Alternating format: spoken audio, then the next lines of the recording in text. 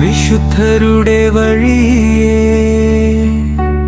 നമുക്കും നടക്കാം, ജീവിതം മുഴുവൻ ദൈവത്തിനായി നൽകാം. വിപ്ലവകാരിയായ വിശുദ്ധൻ ചാവറ കുര്യാക്കോസ് ഏലിയാസ്, 19-ാം നൂറ്റാണ്ട്. കേരളം ജാതി വ്യവസ്ഥയുടെയും അന്ധവിശ്വാസങ്ങളുടെയും ഇരുട്ടിൽ തപ്പിത്തടയുന്ന കാലം. 1805 ഫെബ്രുവരി 10 ആലപ്പുഴയിലെ കൈനഗരി എന്ന കൊച്ചു ഗ്രാമത്തിൽ ഒരു കുഞ്ഞ് ജനിച്ചു.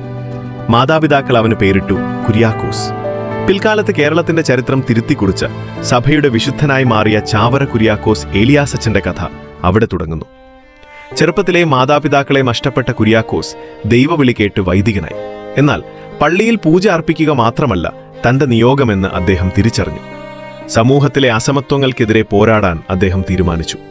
ഇവിടെയാണ് ചരിത്രം പലപ്പോഴും തമസ്കരിക്കുന്ന ആ വലിയ സത്യം നാം ഓർക്കേണ്ടത്.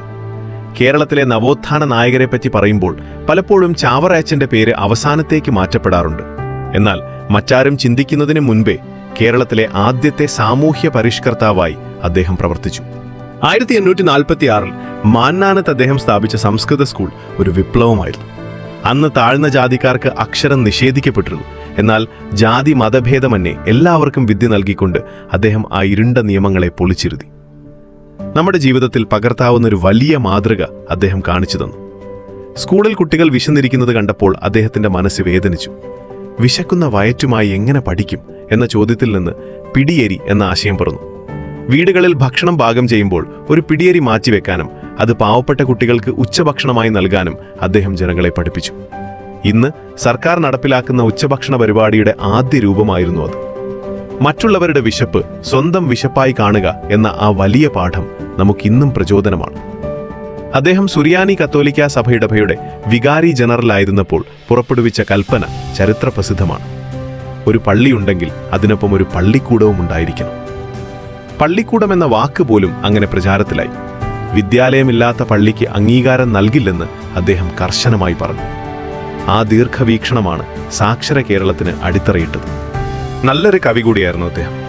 കുടുംബങ്ങൾ എങ്ങനെ ആകണമെന്ന് ഓർമ്മിപ്പിക്കുന്ന ഒരു നല്ല അപ്പന്റെ ചാവരു, ആത്മാവിന്റെ നൊമ്പരം കുറിച്ച് ആത്മാനുതാപം എന്നിവ അദ്ദേഹത്തിന്റെ പ്രധാന കൃതികളാണ്.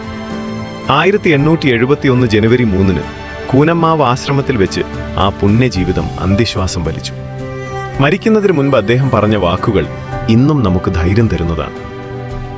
മാമോദീസായിൽ എനിക്ക് ലഭിച്ച വിശുദ്ധ കൃപാവരത്തെ ഞാൻ ഇന്നുവരെയും നഷ്ടപ്പെടുത്തിയിട്ടില്ല. എത്ര നിർമ്മലമായിരുന്നു ആ ജീവിതമെന്ന് ഈ ഒരൊറ്റ വാചകം സാക്ഷ്യപ്പെടുത്തുന്നു.